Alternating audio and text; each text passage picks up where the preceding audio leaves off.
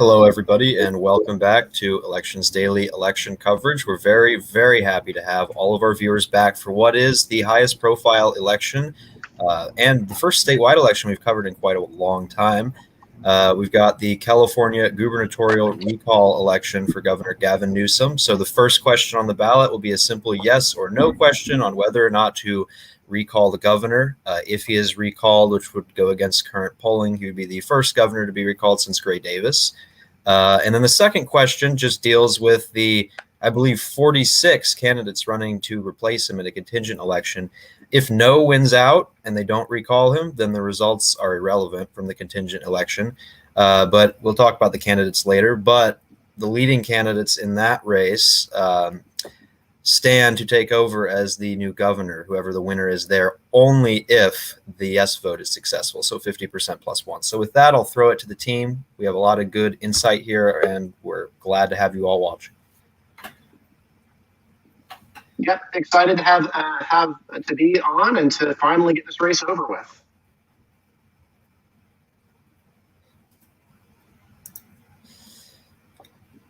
So, Kras, do you have anything you'd like to add as a California? Yeah, so it looks like we're going to start getting results around 11 p.m. East Coast time. That's going to be the mail ballot results. Obviously, Republicans do not have high hopes for this. They started out looking like they might actually be able to pull it off, but as partisanship took hold, the numbers looked pretty poor for Republicans. Mail ballots look to be just as heavily Democratic now as they were in the 2020 general election when Biden won the state by 30. So they have to hope for, a much different makeup of the Democratic electorate and a lot more crossover votes. In terms of things to watch for, just watch for the shift in margins, wherever comes in first. You're particularly going to want to watch the shift in margins in heavily Hispanic counties where we know turnout has been really, really low, and especially in more old school Republican suburbs around Orange County, where we know there might be a higher propensity to swing back towards the GOP in a down ballot race. But yeah, I can't imagine the GOP is feeling too good about their prospects right now. Mm-hmm. Certainly. And Eric, do you have anything to add about the polling decline that we've seen? I was broadcasting the 538 average to back up what Kras was saying, but just about a month and a half ago, this race was pretty much dead even. Now Newsom is in the lead or not Newsom directly, but retaining the governor is in the lead in the polls by a significant margin. Yeah, I think this has been a couple of factors. Larry Elder has obviously consolidated Republican support. That has also the downside of consolidating Democrats to avoid having Larry Elder as governor. Democrats have been very active in mobilizing against Larry Elder. Specifically, they turned this kind of away from a referendum on Newsom's performance to a referendum on Larry Elder, which is in California not ideal. Obviously, Republicans hope to avert this. They didn't endorse a candidate at their convention, but it's become very clear that Larry Elder is the front runner in every single way in this race on the contingent election side, which again, you only need 50. You don't even need 50%. You just need to have the highest number of votes. Even if it's 20%, that's still enough as long as anyone else gets lower. So I think it's really been those two factors, the Elder factor and the Democrats really consolidating in response to that, and in response to national Democrats who have been pretty active. So, Jenya, do you want to give us your expertise on this race? All right. So, compared to 2003, which I'm actually old enough to have voted in that recall, California is considerably more polarized. It used to be a lot more of a purple state. Now it's mid to royal blue, unless we're talking about maybe California 25 or California 21. And things have definitely changed. I don't think that, Larry Elder certainly has a lot of charisma and name recognition. He's not Schwarzenegger. So he doesn't quite have that going for him. And for some reason, Newsom is more popular than Gray Davis. So there's something to be said about the intangibility of charisma. Mm-hmm. And one factor that I've noticed in polling that I want to ask you about is the demographics of this recall. The recall right now is polling to be a little bit more wide than the electorate previously, but in California, that's not necessarily a good thing for Republicans. A lot of those voters come from the Bay Area or places that are way more liberal now than they were in 2003. those margins that we saw back then in 2003 aren't going to happen anymore, basically. So, like, how do you kind of picture this being a little different, from not just 2018, but also from 2003 in kind of a few factors like that? I think one of the you're absolutely correct. Alameda, San Francisco, Santa Clara counties, they are definitely more blue. Los Angeles County and Orange County in particular have gotten a lot more blue. So even though there's a lot of counties where Republicans might have a registration advantage, these are tiny little counties. At most they've got maybe anywhere from 20,000 to maybe 150,000 people. And when you're talking about Los Angeles having 5.6 million voters and Orange County having about 1.8 million, obviously, you could have Butte, Amador, Alpine, Sierra, and Plumas together, and it's still not as many people as Orange County. Mm-hmm. Yeah, these are enormous. I mean, when we talk about large counties, Los Angeles, San Diego, and Orange in particular are just enormous in terms of their impact, especially Los Angeles, the largest county in the country, by a fairly considerable margin. If you actually look at it, it's a lot bigger than many states. Many states that are medium-sized, so it's a very important area. And if you look at 2003, I believe Schwarzenegger actually won Los Angeles County in the contingent election there, and nearly won it in 2006. Now, that's not going to happen, to put it lightly. Well, to be fair, Schwarzenegger lived in Los Angeles County. Of course he was going to win. If you can't win your home county, especially in California, you're screwed. Yeah. And one of the problems we've had with California is the northern part of California and the southern part of California, who absolutely do not understand each other. Constant rivalry. The poor people in Central California kind of fall by the wayside. And it's the battle of the San Francisco, Sacramento insiders versus the LA outsiders, which, by the way, we're experiencing with this particular recall too. And if you go up north to Sacramento, if you say Los Angeles, it's kind of synonymous with saying satanic.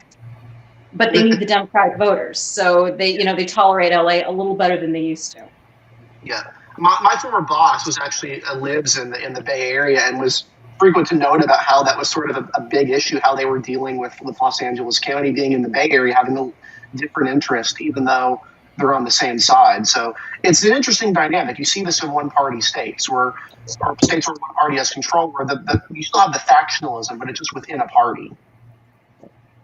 Yeah. Yes, the progressives and the establishment Democrats do not see eye to eye. They don't get along, and they're basically constantly thinking about how they can one-up the other. And sometimes they're able to do that, and sometimes it backfires spectacularly, and you wind up with the GOP taking 4 House seats last year in 2020. Mm-hmm. I think we should also briefly discuss the candidates in the contingent race, even if it is looking unlikely right now that Governor Newsom will be recalled. So obviously, looking at the polling right now, Larry Elder has certainly consolidated the Republican vote and is set to win a plurality of all the ballots cast together with parties on the same ballot. But we can talk about some of the other candidates too. Paffrath and Faulconer. John Cox, the 2018 nominee for governor, is also making what one might describe now as a quixotic bid for the governorship. But why not? Let's just throw it around and hear what you guys have to say about the candidates. I know Larry Elder has definitely had his fair share of news time recently, but yeah, we'll hear from everybody. Joe, do you want to go first because you have something to say? Yeah, well, obviously, the main candidates here is, of course, Larry Elder, and then, of course, Democrats, unlike, of course, is another big difference from 2003. Democrats have not put up a serious candidate in the recall aspect, the second ballot here, while in 2003, due to what was a very high likelihood of Gray Davis being recalled in 2003, Lieutenant Governor Cruz Bustamante ran on the second ballot basically as the preceded Dem against Schwarzenegger, while here, right now, the leading Dem candidate in most of these areas with about 6% of the vote is a YouTuber by the name of Kevin Paffrath. So that's clearly one of the big dynamics that we've seen change here from 2003 to now. Not only, of course, has the state moved, but I think the Democrats not putting up any serious candidate, even someone like an Antonio Villaraigosa, in this race, kind of shows how confident they are that, Gavin Newsom is going to survive this night.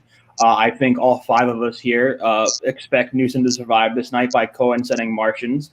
But I think that's really what the fun of this night is going to be, is where those margins have changed.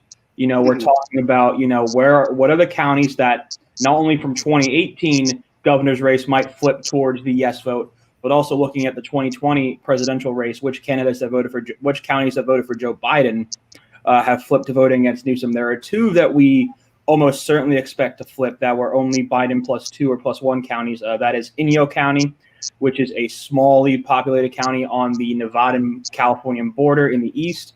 And then there's Butte County, which is around the Sacramento area. That only voted for Biden by 2 points in his 29-point blowout of Donald Trump in 2020 in California, unless there is what would still be a pretty decently sized polling error towards Gavin Newsom in this race. That would bring him closer to Joe Biden's margin, or at least the no vote closer to Joe Biden's margin. We expect those 2 counties to almost certainly vote to recall Gavin Newsom tonight.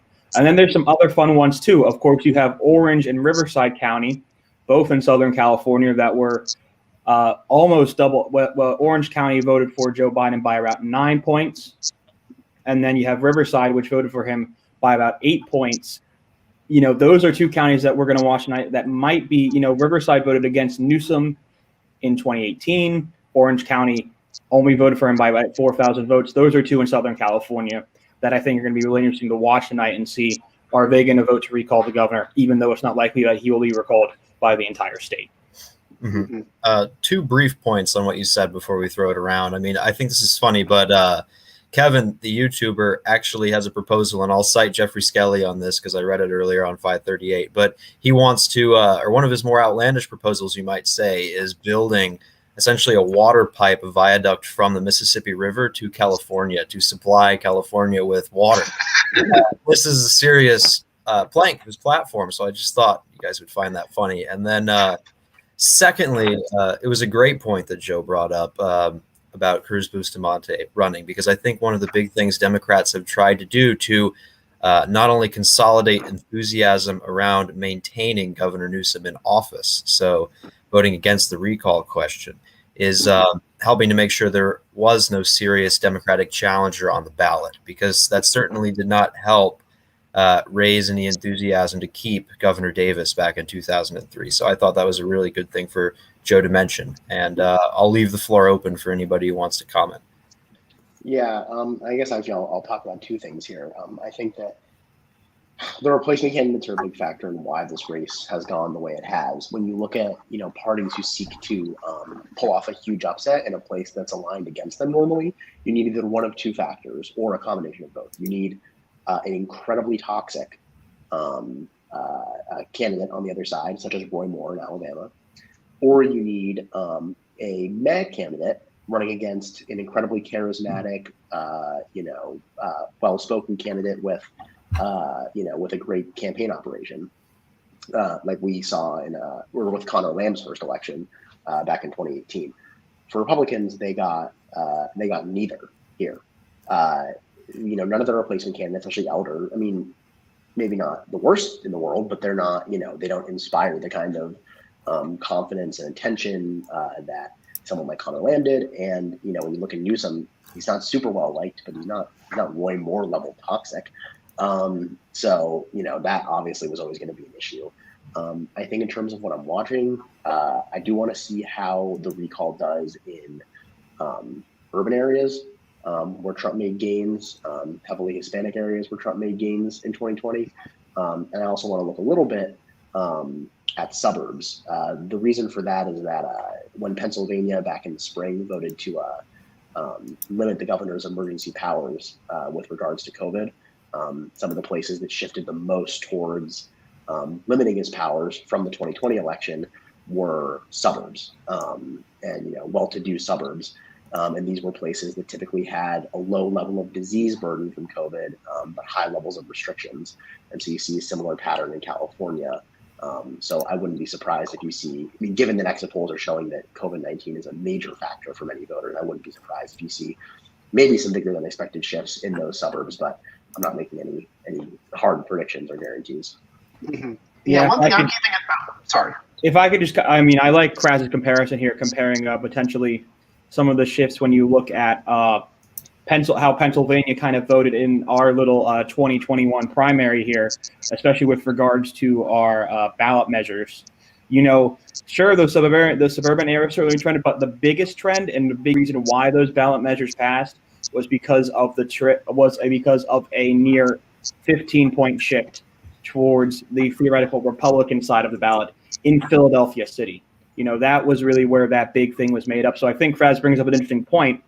Do we maybe see in some of those really urban areas? I'm definitely not saying San Francisco, but maybe you see in a place like Alameda where that does have a higher minority population, or a place like Los Angeles, a much higher Hispanic population, especially in Los Angeles County. We maybe see a larger than expected shift there. And if we do, does that mean that maybe COVID restrictions had a much bigger effect on this recall than I think that we thought they might have in the first place? I think you make a really good point there, Joe.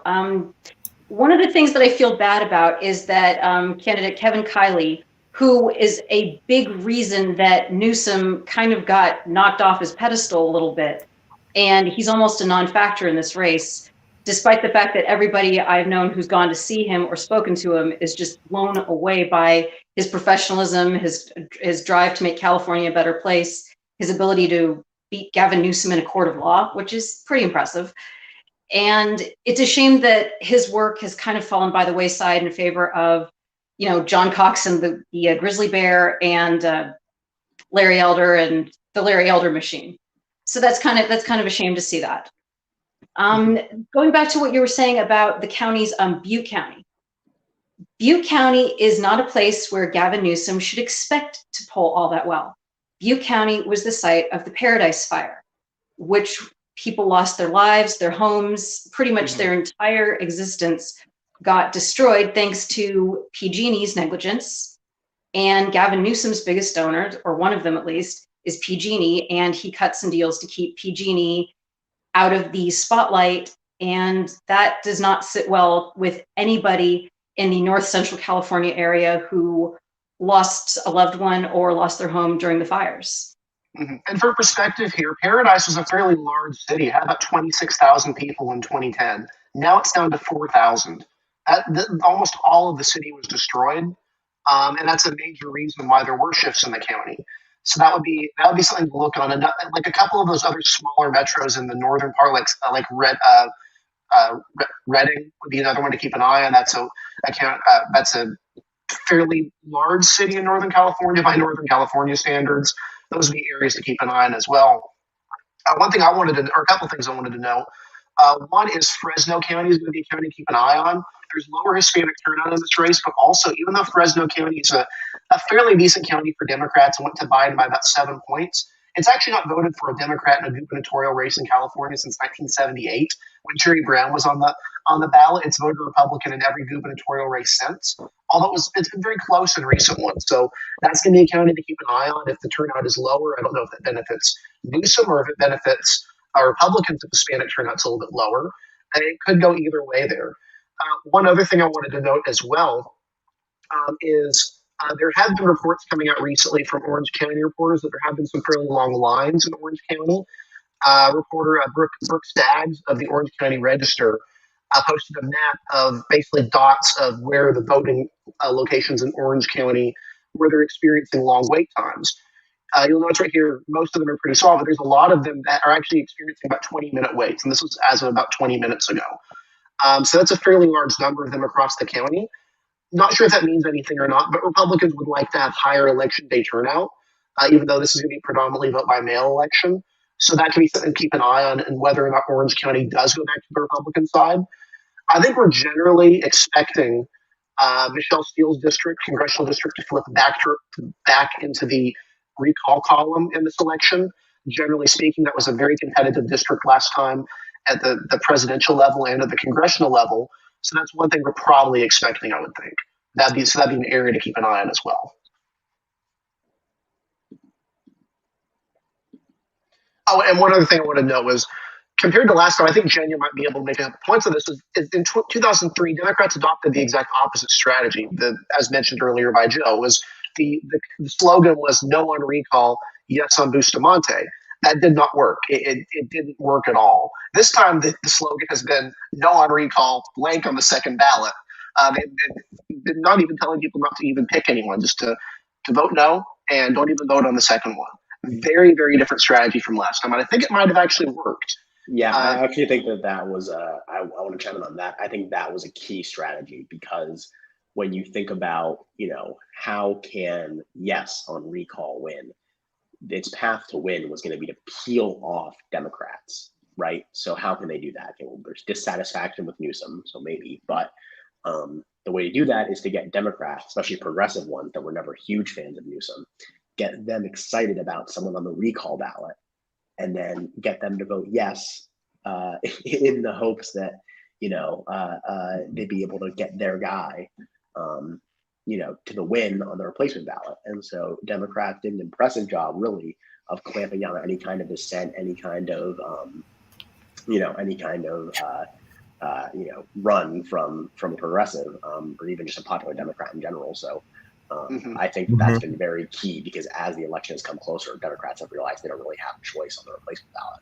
Yeah, I mean, the choices to recall is to Governor Larry Elder or Governor Gavin Newsom. And in a state like California, for most voters, where most voters are Democrats, that's a pretty easy choice for a lot of voters. We're not ruling out it. I mean, we don't know how close this thing will be or how competitive it will be, but it would take a very large polling error at this point for this thing to be competitive. A very, very large polling error just for that to happen. You also have to look at the race from a different perspective as well. I really like all the points that we brought up about the Democrats consolidating around Newsom very well, which is good, because think about it. If you had another major Democrat running, that would draw attention away from Newsom. It would fuel division within the Democratic Party's base in California. And obviously base turnout is critical to winning an election like this. So they avoided that problem. Another thing that I think has helped to benefit the California Democrats and Governor Newsom's chances thus far, not only the prospect of a Larry Elder governorship, but the prospect of Larry Elder possibly being able to appoint a Republican to the Senate from California. Obviously, there was a lot of discussion once talks of Feinstein possibly retiring or otherwise leaving office during a potential Elder administration. The California legislature was already undertaking talks about changing the rules, which you saw in Massachusetts when Mitt Romney became governor. They switched the rules around because they didn't want him to appoint a Republican to replace Ted Kennedy. So I think that that's another issue that has really turned this into more of a federalized election. I think that might be a theme of the night. Normally, governor's races are very localized, very state-driven, which is why you can have Republicans like Larry Hogan and Phil Scott and Charlie Baker, and Democrats like John Bel Edwards and Andy Beshear.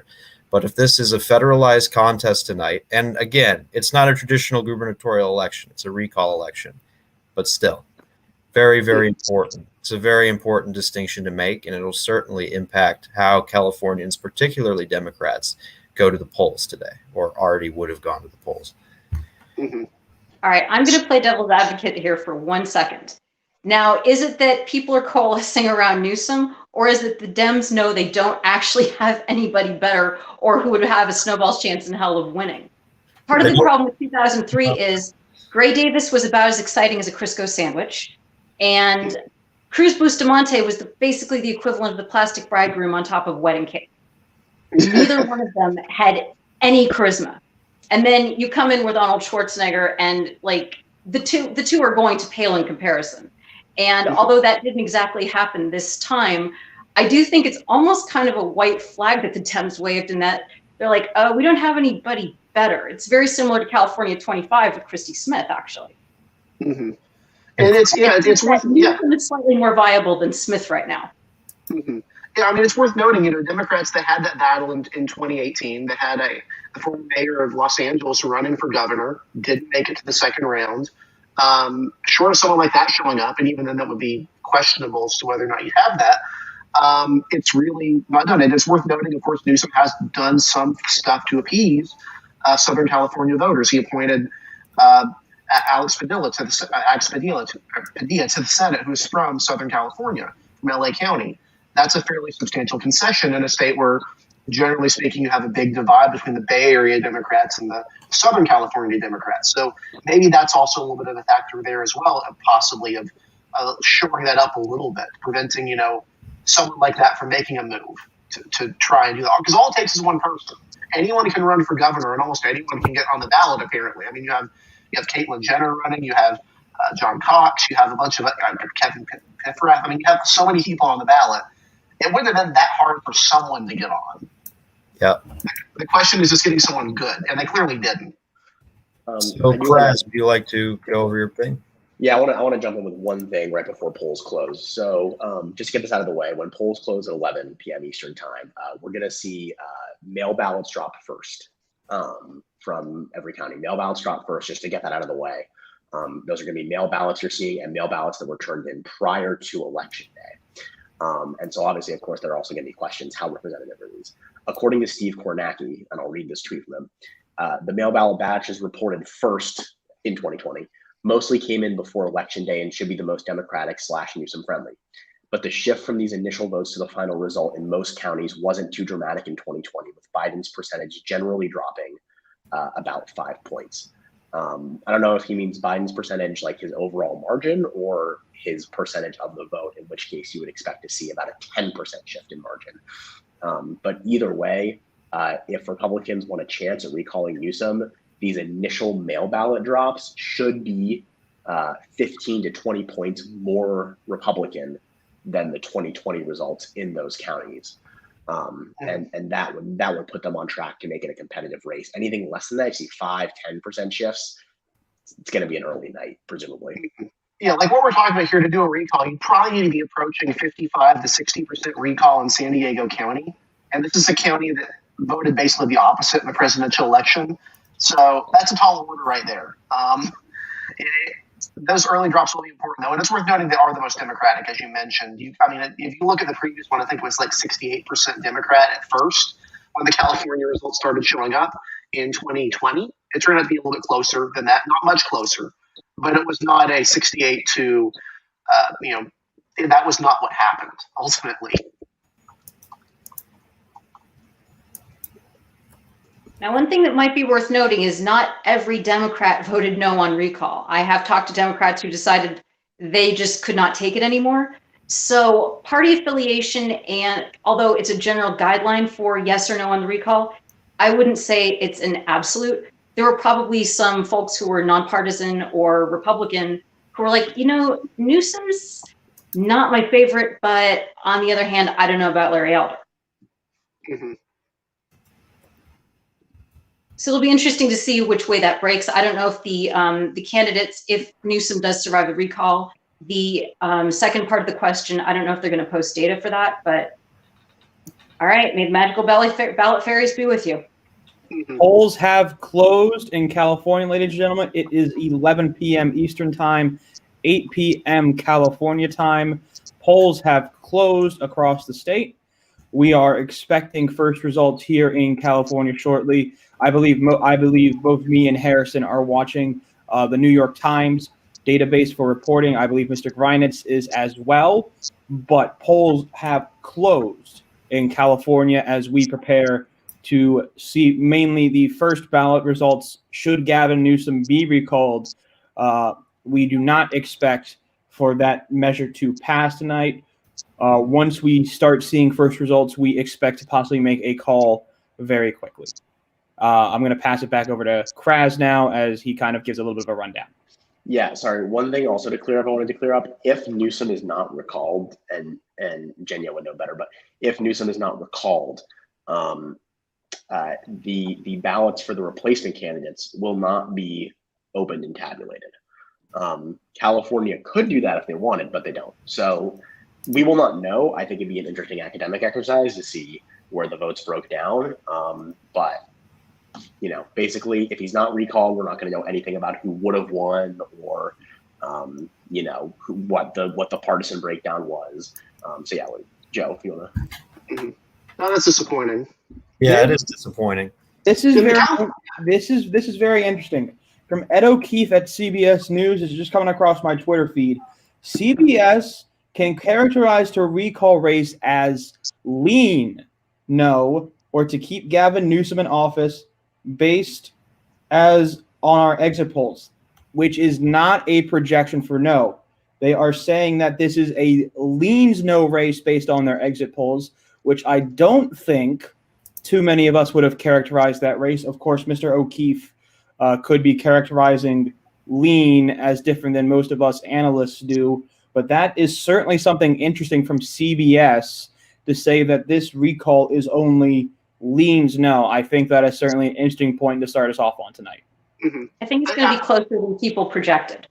Mm-hmm. And that's all I'll say about that. Yeah. One thing I mentioned from at least one source that I'm hearing is from who knows what they're talking about. They're saying that no at San Diego is no at 61 to 39% in early vote. If that's the case, then obviously this thing isn't going to happen. If that's the early vote, you would expect it to be a little bit closer than that, but just this is a little bit of a counterpoint there. But yes, obviously, if there's an expectation this will be called immediately by a lot of outlets. So if it's not, that is something, but that doesn't necessarily mean it's a big deal. In 2004, media outlets didn't immediately call North Carolina for president for Bush, and he ultimately ended up winning the state by I think around 12 points. So it's not always the case that not calling early doesn't mean means it's competitive. It could just mean there's not the information needed yet to make that decision. Mm-hmm. So Now, if that, sorry go about ahead, that. Jenny. Go ahead, Jenny. Go ahead. Now, some of the some counties, especially Butte, Amador, Alpine, and I think Sierra, they did all vote by mail, so there is no in-person turnout to need to calculate in those counties. Oh, nice. So you can get results there pretty quickly.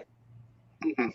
I do have to wonder, though, and this is an interesting question for any political scientist watching this, but because of Republicans' distrust of mail ballots, do counties going to all, or will counties that go to all mail-in ballot have artificially inflated numbers for Democrats because Republicans just distrust it? And if they don't have an in-person option, a lot of them just won't vote. And so is that, at least right now, is that something that we might see in these counties? It depends on who the registrar is and how much trust voters have in the registrar. Mm-hmm. And one thing I mentioned here is I actually have seen the San Diego results. I'll post, this is from the San Diego County Registrar of Voters. It's about right now, 60.6 no, 39.4 yes for the recall. And then out of the votes in the second round, Larry Elder's at 43% with Falconer at 17% in his home county. Obviously, that's not great for Republicans for their hope of recalling. Wait, sorry, Eric, did you say that there were replacement ballots tabulated? Yeah, that's at least according to the website I was looking at. Are you sure that they're not dummy results? That could be the case. I'll post them in the live chat just to check. But if they're dummy results, that's an interesting way to do it, considering how close it is to the presidential. What is it, Joe? Up to the New York Times is reporting not San Diego, but we are getting I guess the early vote mail-in vote from Napa County, which is in the Bay Area. This is a solidly blue county that voted for Joe Biden by a substantial 71 to 29 margin in 2020, and that's where it is right now in the early vote. It is 71 to 28 basically for no on the issue of recalling Gavin Newsom. That is the first official ones that we have on the New York Times tonight. 62% estimated votes in Napa, according to the Times. As expected, that is a no on the recall. Not a shock. Doesn't Newsom have a vineyard out there? Yeah, a lot. That's very much, I would say, the Napa, of course, would very much be considered, I think, even by outsiders, to be certainly the type of rich white winery county that would certainly vote to keep Gavin Newsom. So let me jump in on this. It looks like they are actually going to tabulate the replacement ballots, which I was misinformed. Okay, that's good. Not the replacement ballots.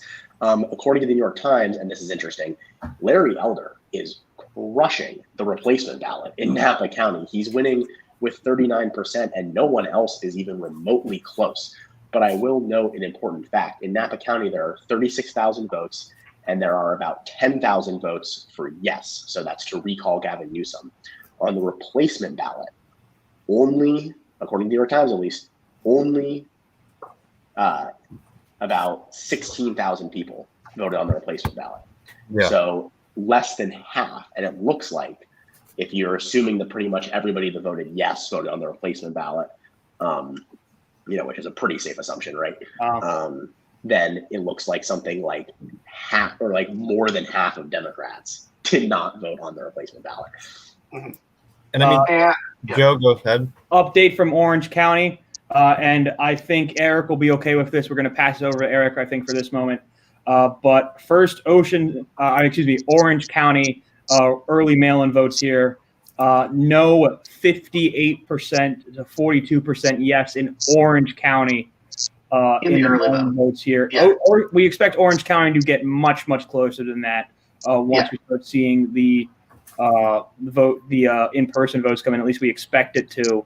But certainly that is not the sign. I think we're going to pass it over right now to Eric for what I'm going to believe is our projection. Yeah, that's pretty clear that this recall is not going to happen at this point. These numbers are not remotely close enough to indicate anything resembling a recall. This would be closer to like 60-40 numbers, in all honesty, than it would be to like a 55 to 45 or a 58 to 42 even. I will say DVHQ apparently has results in from Santa Clara County as well. I don't see them for anywhere else. According to DVHQ, they're on Washington Post too. Yeah, so Santa Clara County, 78% no for recall, 22% yes. And then among the people who voted in the second round, Larry Elder, 28%, Kevin Paffrath at 20.2%. But again, it's worth noting, 98 people, according to this, 98,000 people, or rather in Santa Clara, 98,000 people in Santa Clara voted to recall. Larry Elder only has 58,000 votes. So that's, again, a fairly major gap.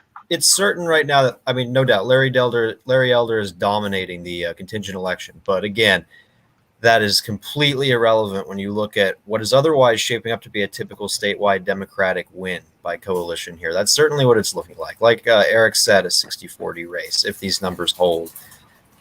Just to put in some math on this to drive home the point of how bad these numbers are for the recall campaign, my preliminary math in Napa County says that if these mail-in ballot numbers are accurate and representative, and if the New York Times is correct that roughly 62% of Napa's vote has been reported, in order to get the shift, the shift that the recall campaign would want to see in Napa County, right? They want to get about a 25 to 30 point shift from 2020. They would need to win the remaining vote by more than 100%.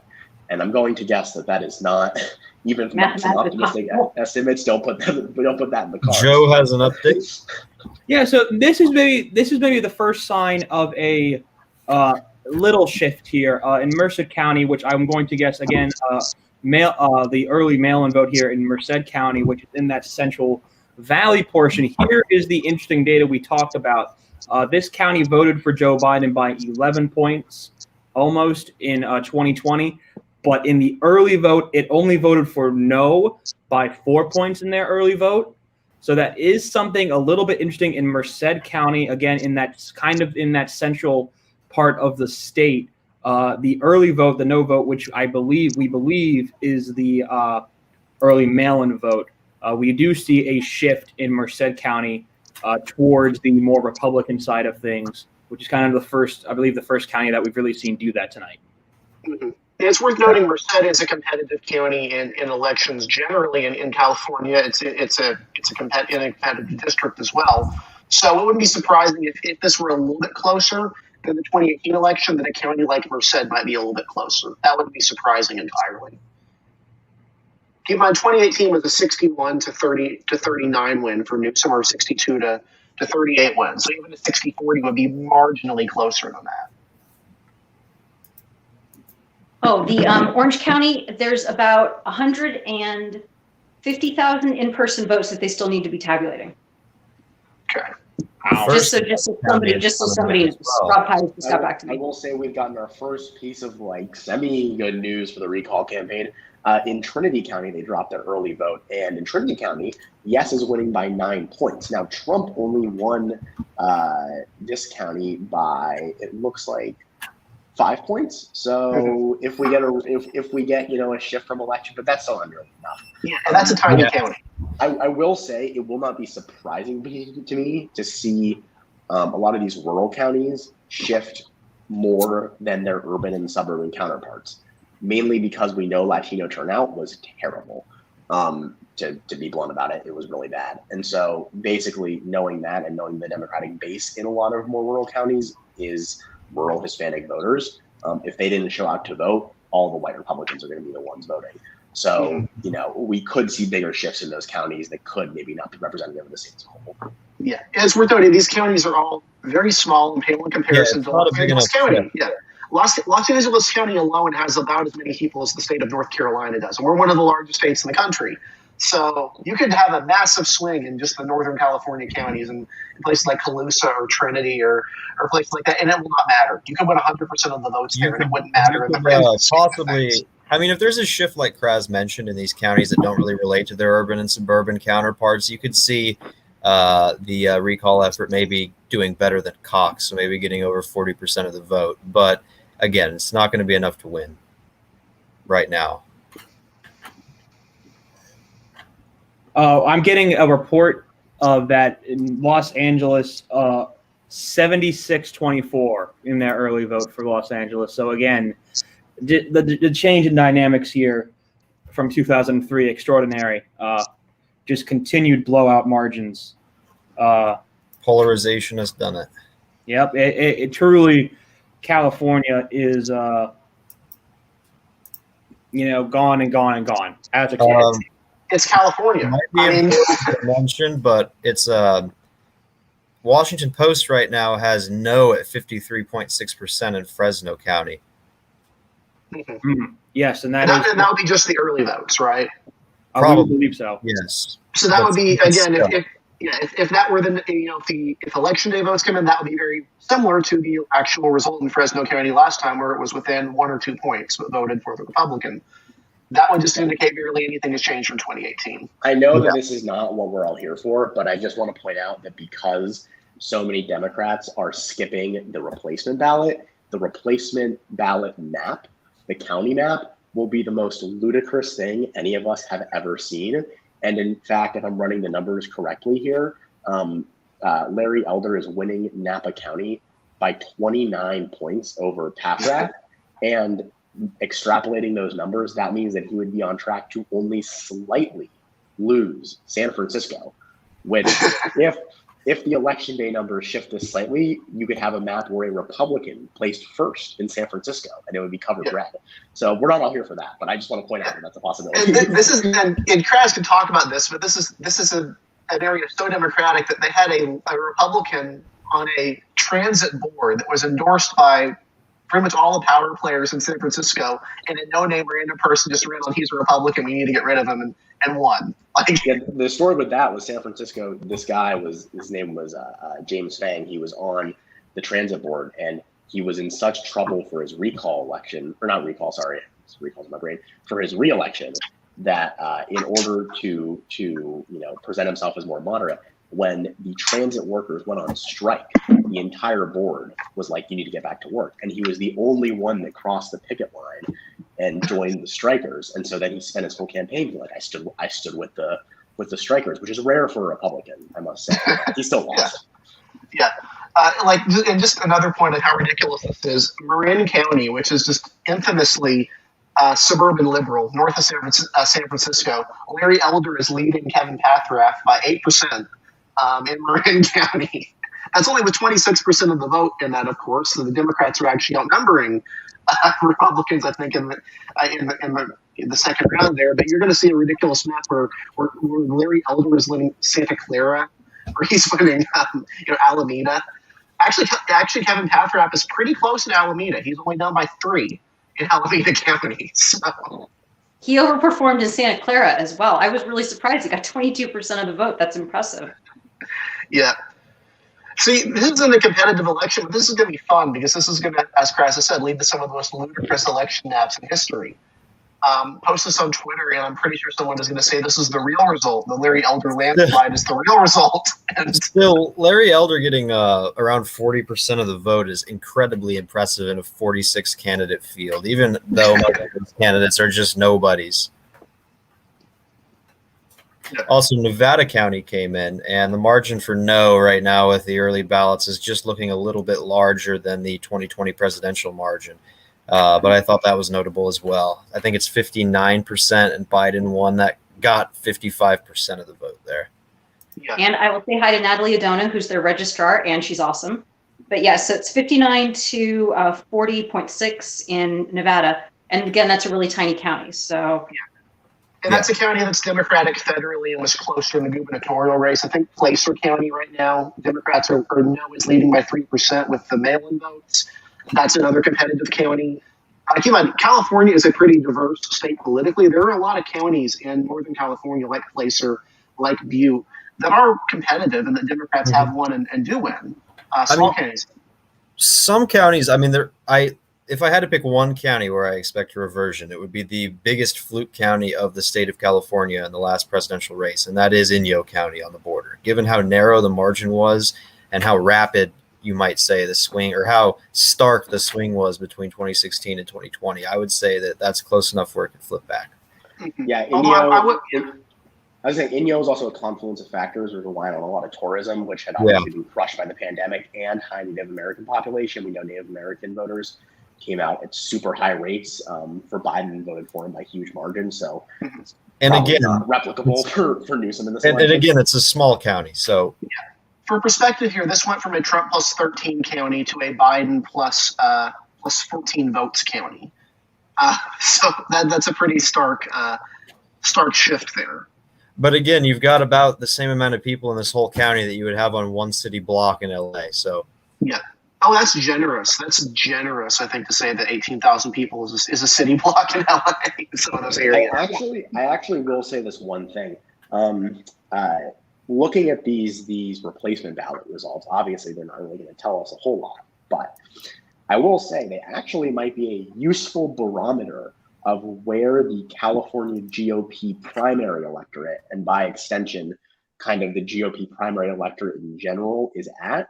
One thing I find fascinating is that Larry Elder, who is a talk show host, is getting 26% of the replacement ballot in Marin County, and Kevin Falconer, who for years was pitched as this like business-friendly, moderate Republican, is getting 12%, and that's mostly Republicans voting in that replacement ballot. So I think that's interesting. I will give a brief update that looking at these numbers, I do think that Larry Elder has a very solid shot at winning San Francisco County on the replacement ballot. So I will keep you guys updated when those results come in. This has to be a mistake on my end, but for some reason, Solano County, right near the Bay Area, is showing 69% yes on recall, but I'm pretty sure that's a data entry error. Yeah, it's showing that on the Times website too. Yeah, I think someone fudged the numbers, because unless they killed all the Democrats in Solano County, that's not possible. Or they went back in time, 50 to 100 years. Yeah, that could be another alternative. One thing I would mention here that I find I do find interesting to look at, you're talking about Kevin Falconer. It's, relatively speaking, Republicans have run competitive races in California statewide in the last 10 to 11 years, believe it or not. 2010, they almost beat Kamala Harris in the AG race. Ashley Swearingen ran a competitive race when she ran statewide. I believe it was for comptroller or treasurer. And obviously Steve Poizner got very close to winning as an independent candidate, unaffiliated candidate, but with Republican support. He mainly lost due to poor support in Southern California, but Republicans and Republican-aligned candidates have come fairly close to winning, and it would have been the Falconer types. But clearly, Republican voters do not want Kevin Falconer; they want Larry Elder, which is emblematic of a lot of problems the California Republican Party has right now. Speaking of Larry Elder, Larry Elder is now at almost 41% of the vote in the contingent election, so he is climbing towards that 50% threshold. Yeah.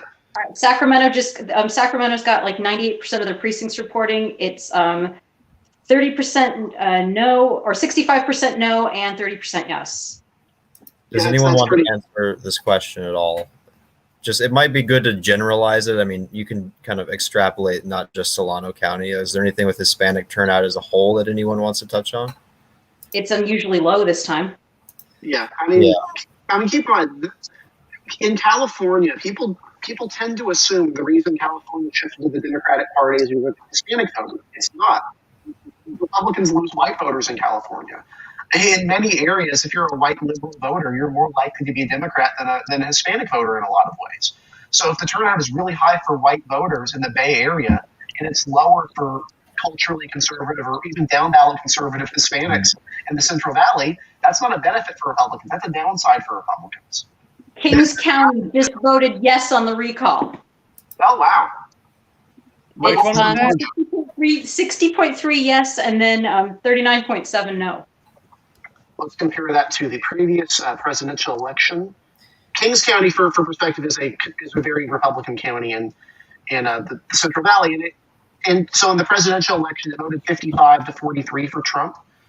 So that this would an actually increase be a from that pretty margin. this would be a pretty significant shift. I mean, not enough to where if you extrapolated it, the recall would win, but it's actually like a decently sized shift. And this is kind of what I was getting at, where this is another Central Valley county where you have a big divide, right? Where it's a lot of very conservative white voters and a lot of Hispanic voters. And if Hispanic turnout is really low, well, you might see bigger shifts towards the recall than you do in other parts of the state. Of course, it's Another thing too. It's worth noting that Kings County did vote 59.4% for John Cox in 2018. So that's not actually a huge increase from the 2018 gubernatorial. There's a weird thing that we should mention briefly. Right below Nevada County and Placer County, it actually right now is voting against the recall, and that was notably a Trump county as well. A little bit less Republican than Kings County, but similar margin. So I just thought that would be notable. It is a narrow margin, but they're narrowly voting no at the moment. If I can kind of get in a word here, the fact that we are seeing incredibly limited change from both 2018 and 2020, in this race is a massive, massive failure on the part of not only the California Republican Party, which I thought was improving after 2020 in those House races, and also a massive failure on the direction that the Larry Elder campaign took. This man, basically went to the front door of Fox News, and and it shows. Look at these results. Gavin Newsom has middling approval ratings, and theoretically, in a recall election, it should not be this much of a blowout. I'm not going to sit here and say I expected Newsom to lose or anything. I expected him to win by at the very least 17 points. Sorry. This is just a failure on a massive, massive level, I think, by the California Republican Party, and still shows, I think, the struggles that they're going to have to keep those 4 seats that they had in 2020 to make sure that they keep them still in 2022. They still have a fight to go to. And I hope this maybe wakes them up a little bit that, even if the state's against Newsom, they have to run the right candidates. And Larry Elder, by all, makes and purposes, was the wrong candidate for what seemed to, for a moment, be the right moment. Mm-hmm. I don't disagree with you. I think you have a great argument so far, but we have to remember, like Kraz mentioned, that in Republican primaries, regardless of what state you're looking at, candidates like Larry Elder are becoming more appealing. And, you're going to have to balance that with, is this candidate the right candidate for the general election? Well, oftentimes, if it's strained through a primary electorate, probably not. But that's something that Republicans and Democrats both have to look at. Mm-hmm. And what I was going to mention was 2 things here real quick. The first is that in San Francisco County, no surprise, is voting 88% no, 12% yes for the recall. What is surprising is in the contingent election, Kevin Pathrath leads by about 4% of the vote right now, 22%. Larry Elder's at 18%, and Kevin Falconer is at 12%. So Kevin Falconer may have accomplished preventing a Larry Elder clean sweep in the contingent election. Definitely brought Larry Elder below 40%. Yeah. And the other thing, looking at these counties, obviously this is not what California is wanting, and I think this is kind of an indication for the California Republican Party, as per usual, that they are not losing elections because of anything else other than the fact that they're nominating candidates that voters do not want. And when your choice is Larry Elder, who is a libertarian-leaning talk radio host who, over the last month, has made some unusual campaign choices, unusual choices in terms of accepting the legitimacy of elections and whether or not Trump won the election or not. Which, spoiler, he lost the election pretty decisively in California, in particular. It might not be surprising that that sort of candidate will be unappealing to a lot of voters in California, and no more than if there was a recall election if there was a recall election in North Dakota and Democrats put up a Bernie Sanders candidate against a moderately popular Republican governor, you wouldn't expect that candidate to do very well. It's the same thing here. You got to nominate candidates or support people based on who can win. And while Republican voters may want Larry Elder, they live in California. Larry Elder is not becoming the governor of California. You got to be more realistic than that. Well, do you remember the California 25? The California GOP backed Steve Knight, and they had no idea that Mike Garcia was going to take the special. So yeah, the California GOP is not unlike the Florida Democrats. They could not organize a glass of water, and they really need to be able to get off their and start focusing on candidates that can actually survive the primary and get elected in general. It's like media, although I know they'd love to, media doesn't vote, voters do. Yeah. And it's a pretty big failure. I mean, we've seen this time and time and time again in California, where they've made very questionable decisions. And in a lot of ways, it's kind of a death spiral you see for a lot of statewide parties. We've seen this recently in West Virginia, where Democrats nominated, on paper, credible candidates in 2014 for Senate. And in West Virginia, Natalie Tennant, she lost every county in the state, but the margin was not entirely horrible. They nominated Swearingen in 2020, and she loses by the largest margin pretty much any candidate has ever lost in West Virginia.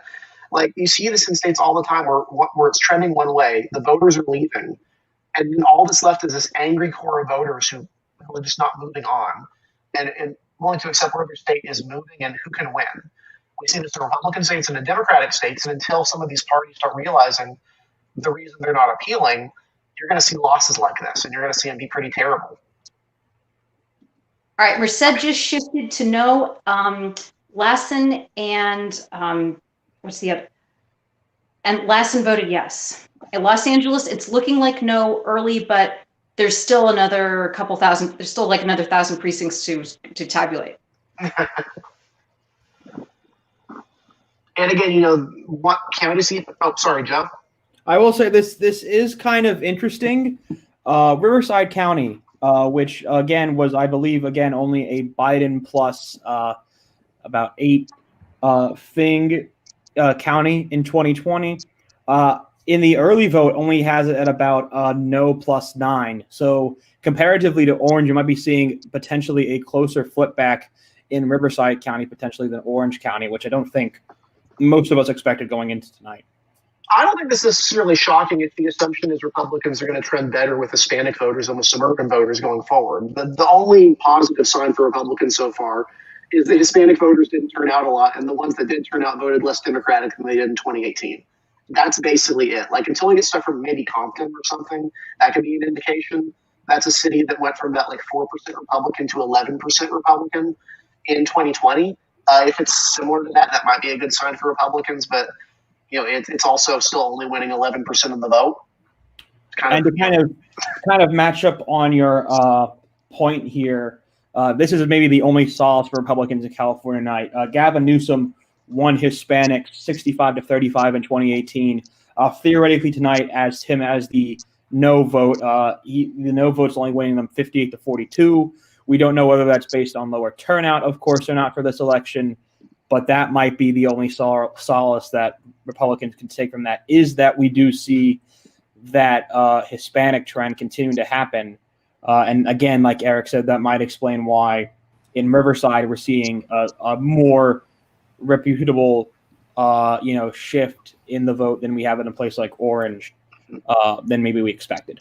Yeah, and keep in mind, Riverside County is the most, at this point, out of the three counties, out of San Bernardino, out of Orange, out of Riverside, it's the most competitive of the three federally at this point.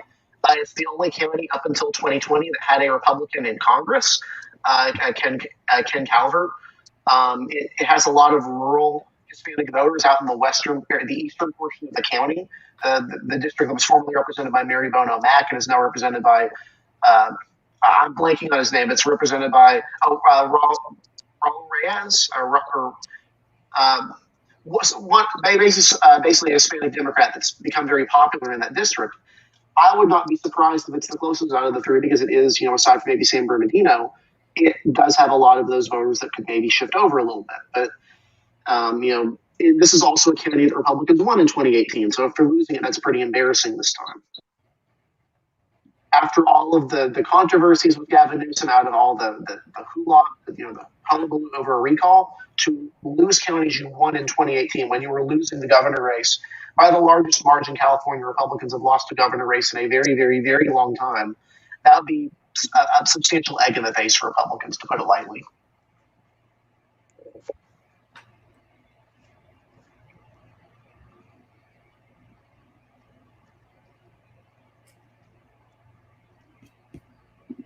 Yeah, and also just to jump into some questions, I guess, from the chat. Someone said, do you think a Larry Hogan type would have been more palatable? Yes, I do think that. Unfortunately, for the California GOP, that's someone who's not more palatable to their voters. Also, they can't. You have Kevin Falconer running, right? So Falconer, it was the GOP mayor of San Diego, the largest city to have a GOP mayor when he was in office. Again, he was touted for years as a potential statewide candidate. He's getting nothing on the replacement ballot base. He's a non-factor.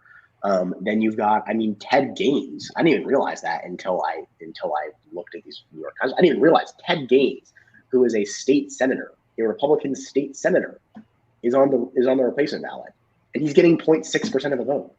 He's getting nothing. He's a state senator, and then you also have even John Cox. Right? John Cox was not a great gubernatorial candidate, but he's a businessman. He's been involved with the party for a long time. Also, complete non-factor.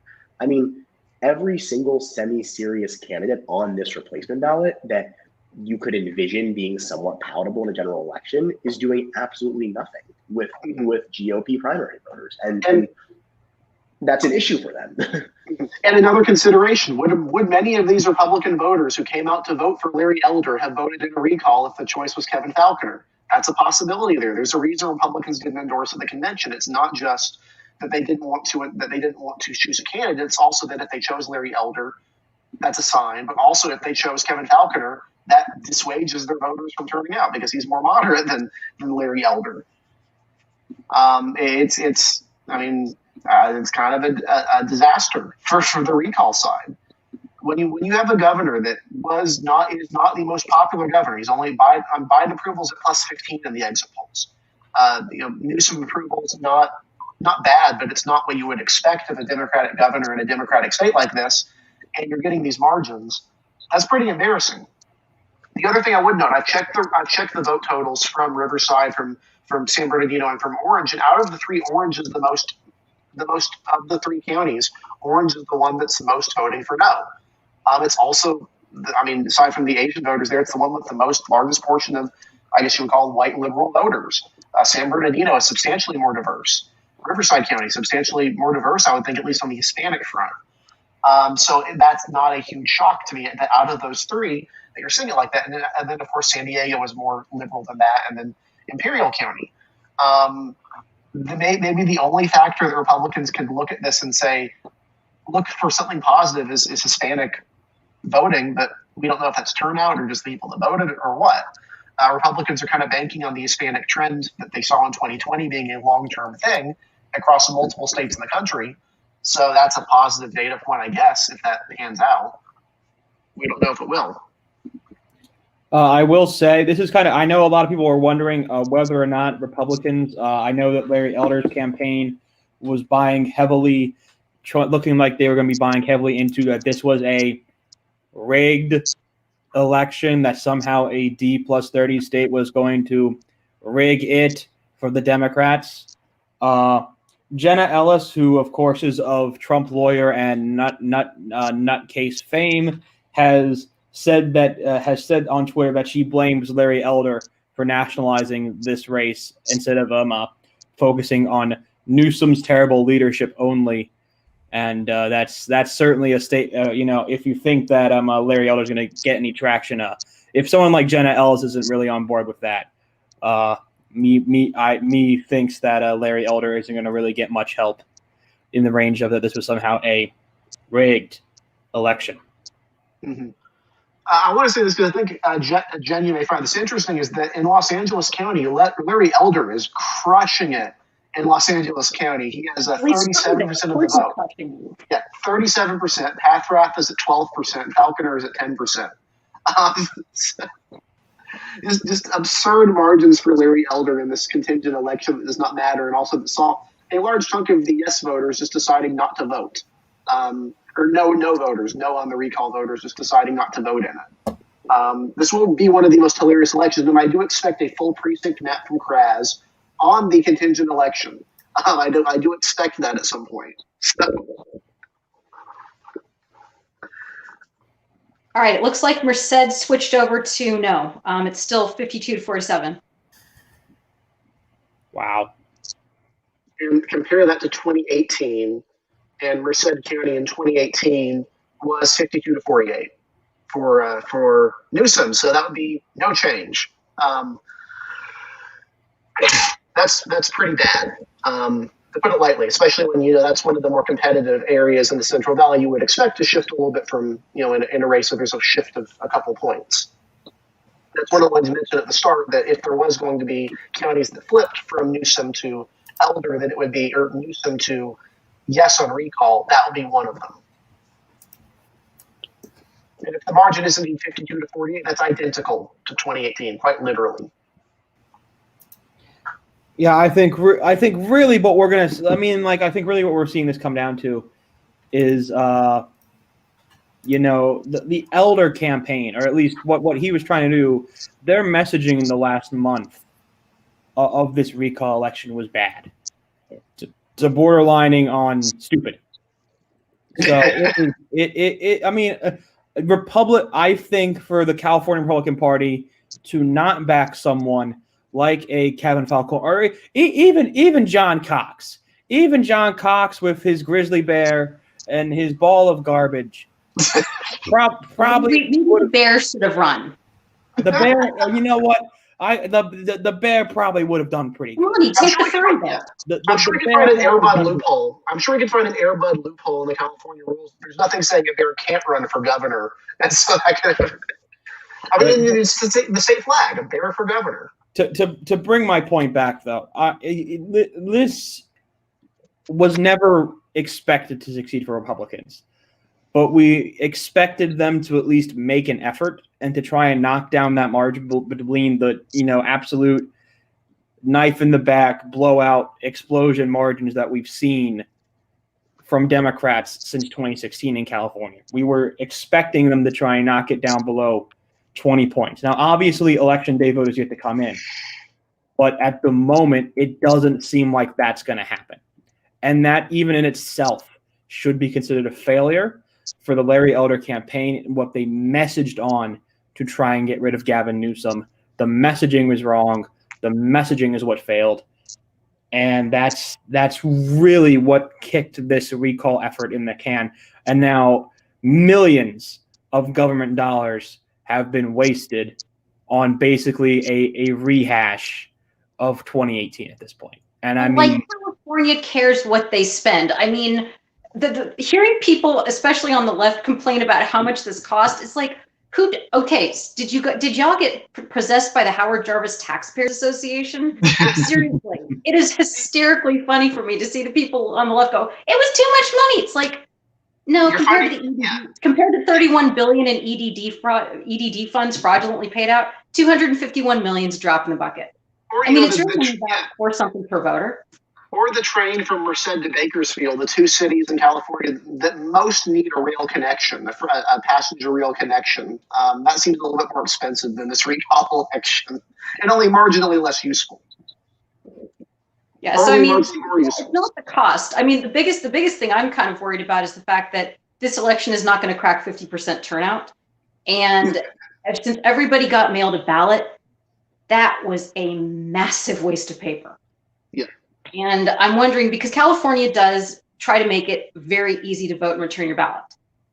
And if you still can't crack 50% on an election that's crucial, what's going on? You kind of wonder, you know, what could be done to make the turnout better, since clearly they don't mind spending the money on trying to ensure that there is proper turnout. Yeah, and I would just like to mention here, we do have a confirmed county flip from Biden 2020 to yes on the recall. Butte County, with apparently 80% reporting, Butte County will seemingly vote for the recall by not a very large margin. It's only about 3 points right now. Of course, we could see some more election day vote come in there that could increase that margin. But Butte County will flip from a Biden 2020 county to voting to recall Gavin Newsom, as we expected.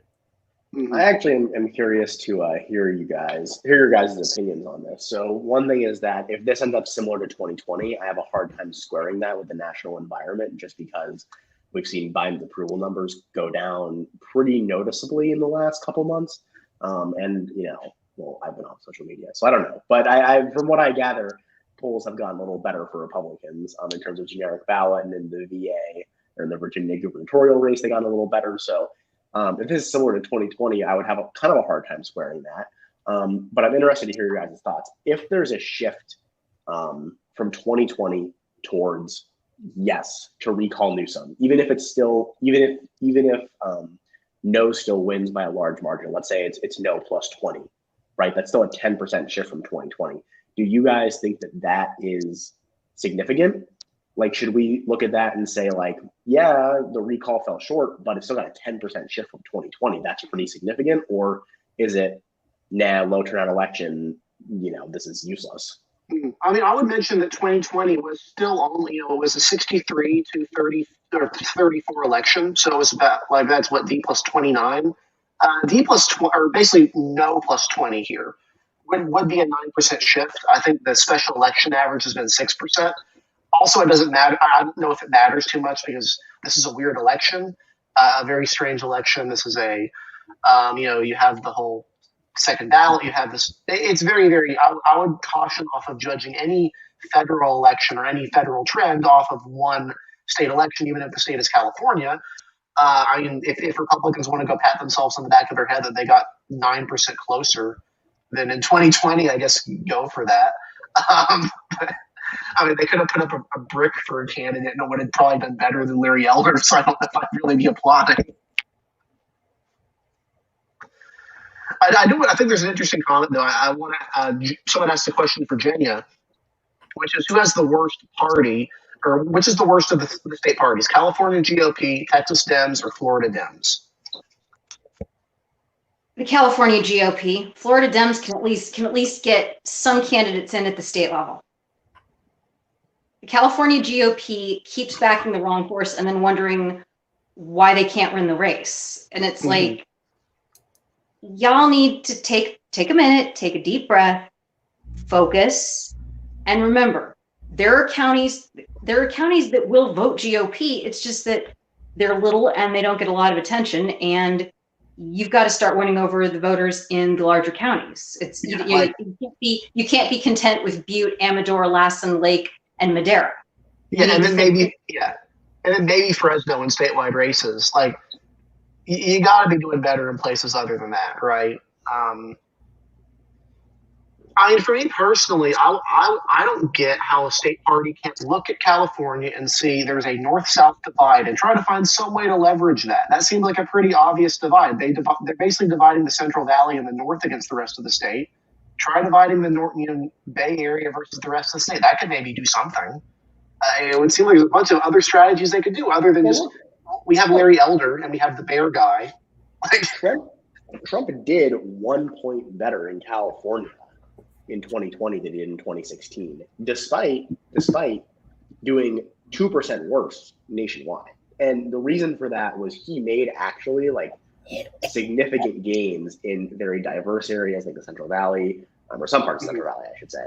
But he made really big gains in urban LA, some parts, less white parts of San Francisco, like Imperial County, which is right on the border. Like he actually made significant gains with non-white Californians. He was probably the first GOP candidate to do that, and I can't even tell you how long. So he made big gains, but there has been virtually no effort, as far as I can tell, on the part of the California GOP to capitalize on that at all, or like actually try to like turn that into something. I mean, no, they're not going to be winning, downtown LA anytime soon, even though Trump made big gains. They were starting from such a low point. But at the same time, I mean, you can get Martin. There are so many, especially in Southern California, there are so many, more working class, diverse suburbs full of non-white voters in, San Bernardino, Riverside, LA County. Like they haven't put in any effort to try to capitalize on that. So it's just, it's kind of baffling to me in a way, to be honest. Yeah. And this is, I made this math a while back. This is the trend in LA County. So these are the cities of LA County and how they trended compared to 2016. And you'll notice that aside from the wide areas like Rolling Hills, trended Democratic, but like a lot of areas, especially like around the center of the county, around here, did trend Republican by a fairly decent margin. Even so, like you would think they could make some sort of inroads on that, but apparently not.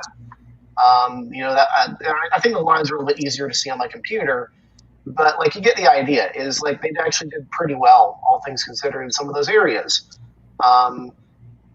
And it was even better for some down ballot candidates did better than Trump even in some of these areas. But there's been no effort on that on their part. There's been no effort to engage. There's a reason candidates like Mike Garcia can win a California 25. And it's because they have a little bit of appeal to some of those voters that would normally vote Democratic in places like Palmdale and Lancaster and Santa Clarita, for that matter. Like you need to have a little bit of crossover appeal. Someone like him can do that. I don't know how a party can't just look at that and be like, you know what? Let's be more like that guy, and less like the people who have been losing elections for the past 20 years. Because they've done this before. I think for the GOP, running ideologues is a really bad idea, at least in California. People who vote Republican in California, generally it has to do with taxes and whether or not they're small business owners, because the state of California hates small business owners and basically tries to run them out of the state. Maybe not intentionally, but the tax structure definitely does not help.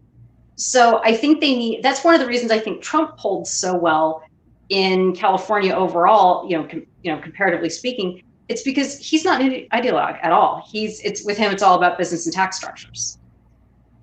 And for anybody, especially for non-white voters who might be running small businesses or who are sole proprietors, Trump offered them, at least in their perspective, Trump was willing to listen to them and maybe offer them a better deal than the current leftward lurching rest of California is. And I mean, it's pretty clear that's where the party's voters who come from, a lot of the support comes from, but they keep nominating bad candidates. And this goes back to 2002. Why did Gray Davis get a second term in 2002? Because Republicans nominated Bill Simon, who was a pretty terrible candidate, instead of Richard Riordan, who's the popular mayor of Los Angeles, a very, very big city, the last Republican to be a mayor of that city. If Richard Riordan is the nominee, there's a very good chance he beats Gray Davis in 2002. Instead, they nominated a person who couldn't win. That's what bad state parties do. They nominate people who can't win. And the California GOP is very, very good at that. They're very good at being bad. I mean, you got a scenario here where you could at least build towards something. If you could have made this within 10, 55 to 45, that's a 12-point shift. From 2018, you can at least point to something. You can always say, hey, we did better in these areas. Let's build on it. Instead, you go to Larry Elder, and that's what you get. Now, the Larry Elder from 1999-2000 is very different from the Larry Elder now. Had the Larry Elder of 1999-2000 run, I think he'd actually have had a much better shot. Mm-hmm. I mean, even the Larry Elder of like 2 months ago, because the Larry Elder of 2 months ago said that Biden won the election. The Larry Elder of last week said that he wasn't sure if Biden won the election. And he wasn't sure if, and then said that he lost the election before the election had even been held, which is a really big sign of confidence from your campaign when you're putting out a website saying that you've already lost and the election has not been, the results have not been announced yet. That's a pretty bad sign. Oh, here's Rob Pyers just tweeted. Angeline is outpolling Caitlyn Jenner in LA County. That brings me so much joy because Angeline is, I mean, she's, basically on she's like a Billboard legend in LA. She's been in a bazillion movies, B movies and stuff. But the fact that she's 70, she's run for governor twice, and she's actually beating somebody who's like nationally known, it's like, I respect that. If I met her, I would shake her hand and be like, I'm not worthy. Yep. Yeah, it's safe to say that the contingent election is definitely going to have some really, really weird stuff. And for those who are curious about how Caitlyn Jenner is doing, she's at 1.16% between statewide between Patrick Kilpatrick and Amando Perez Serrato. If you've never heard of them, I haven't heard of them either. He's only doing marginally better than the Green Party candidate, who is polling 1.0%. What I want a better explanation about, because I don't get it. Where did Larry Elder come from? Like, I know where he came from. He was like a talk radio host, whatever. But like, how on earth did he go from how did he just become their like de facto guy? Like, they have all these people, and there seemed to be no effort to coalesce the party around one person or, push one person. It was just like, well, we saw a Change Research poll that had Larry Elder at 19% and Falconer at 12. Guess we got to back Larry Elder now. There was no there was really no organization, and I think that that definitely hurt because I think they kind of vaulted him into the spotlight before they knew whether he could handle being on that big a stage. And the answer obviously was he really could not handle it, but. Yeah, I mean, I'd be interested to hear what Jenya says, but from what I've seen from conservatives, they genuinely like his positions on immigration and school choice in particular, which is a pretty big deal for conservatives. They really, really like him on that in particular. I think he was the most conservative candidate out of the bunch, or not the most conservative electable candidate, but the most conservative candidate that wasn't totally insane. I could just see if I could have John the Bear guy, but. The people that I know that are conservatives that were liking the Larry Elder campaign point to school choice. That's the number one thing they pointed to. I'd say that I actually agree with your take there, Eric.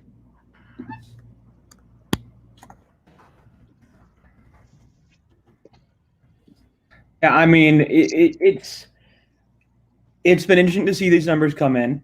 Obviously, the results are clear. The ball game is over. It is a massively, massively disappointing night, I think, for what some had hoped in the Republican Party to at least be a sign that they could maybe – where could a path be to clawing some numbers back in California? That has not turned out tonight. It is worth noting. I'm sorry. That is certainly a failure in all aspects and regards for the California Republican Party. There is really no different way you could put it. And really, again, like I said, shows at a statewide and local level how serious, even in 2022, the issues could be in California for the state Republican Party. It is worth noting, according to Decision Desk right now, the recall is at no 61% to 39%. That's a little bit closer than the presidential race and an even smaller bit closer than the 2018 gubernatorial race. As the election day votes come in, I wouldn't be shocked if it gets under 60%, closer to 59 or 58, depending on how those election day votes go. So that's a little bit closer, but if you're a Republican and this is the best you can do against Gavin Newsom, that's pretty embarrassing. For the contingent election, since we are going to wrap up here fairly shortly, right now Larry Elder has 40.8% of the vote. Kevin Paffrath is second, 10.6%. Then Kevin Falconer at 9.2%. Brandon Ross at 5.9%, who's a Democrat. I've not heard of Brandon Ross. I guess he probably has alphabetical name recognition or something. and then John Cox at 4.7%, Kevin Kiley at 2.9, and then just a bunch of other people below that. Yeah. Not the night you're looking for, although again, we'll be interested to see how San Francisco votes because Kevin Pathrath, currently this is the only county Pathrath is leading in. It's entirely possible this could flip from election day votes and result in an entire map of Larry Elder wins in the contingent election, but we're not sure. We're not sure if that will be the case. I actually think that might happen.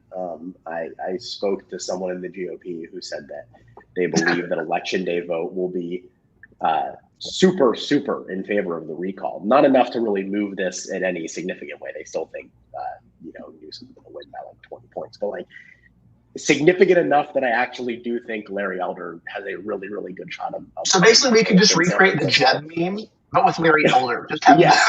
So this will be.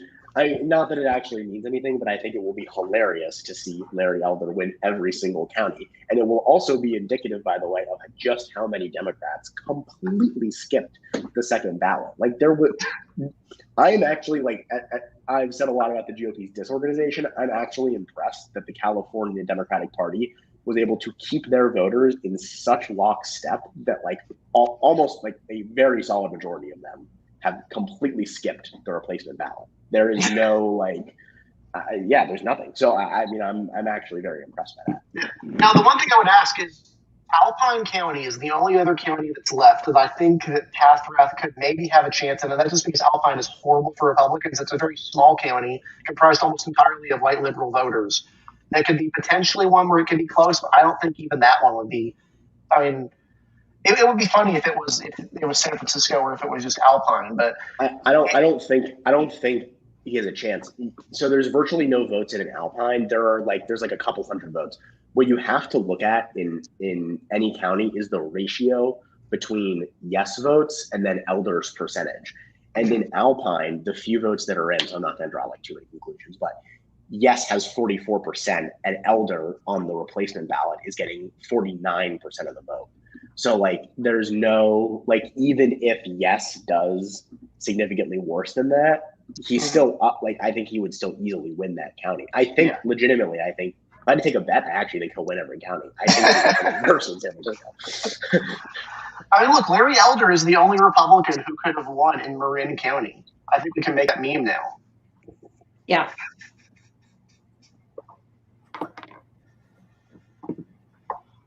But yeah, obviously, I'm still laughing. Somebody just tweeted that the Angeline versus Caitlyn Jenner race is the only part of this whole election with any suspense. I'm dying right now. Local people matter. Local people matter. In this case, why couldn't they just? I mean, they could have run Cal Worthington against Larry Elder, and he probably would have polled better. They could have pulled Ronald Reagan's corpse out of the ground, and it probably would have done a little bit better. I mean, it's honestly, I will want to see, obviously, results will be continuing to come in. Given this is California, we may not know the actual 100% final results of this race for some time. We'll keep you updated on the Twitter account, obviously, as that comes in. Given this race is pretty much over, and we know what's going to happen, we know most of the county results. We don't know most of the flips. We do know probably, in all likelihood, places like Orange County, Riverside, San Bernardino, where those counties may be going. We're probably going to go ahead and hop off now. So thank you guys for watching. We really appreciate your support. Tuning in for this ridiculous recall election. It's been an interesting experience, and we didn't expect this. We didn't expect this to happen this way or in this margin, but it's certainly provided some entertainment, I think, for the good people of election Twitter and the good people of anyone interested in elections like our YouTube channel. So we really do appreciate you guys for your support. Especially for reaching. For having me, by the way. I know that I'm basically, it's like you only let me out of the dungeon at certain times, but hopefully I behave myself enough, We also do want to thank our viewers. We officially crossed the 400 subscriber mark on YouTube tonight. So we do want to thank everyone for that, for crossing the 400 subscriber mark. We appreciate that, and we hope you continue our support. Yeah, and if you haven't already, you can subscribe to the channel. You can and press the bell. You'll get notified when we do have new videos, and that's a way to keep involved with us. We have other things. You can find us at elections-daily.com, and you can find us on Twitter at elections_daily. Most of us have our Twitter accounts here. Thank you, I guess, Virginia, for being on. Really appreciate her coming on and providing her expertise for this election of very strange election. Kraz as well, Joe Harrison, who had to jump off early. You can find all of this on Twitter fairly easily. We posted tweets. But yeah, thank you guys for watching. We really appreciate it. Have a good night and enjoy whatever comes next. Thanks.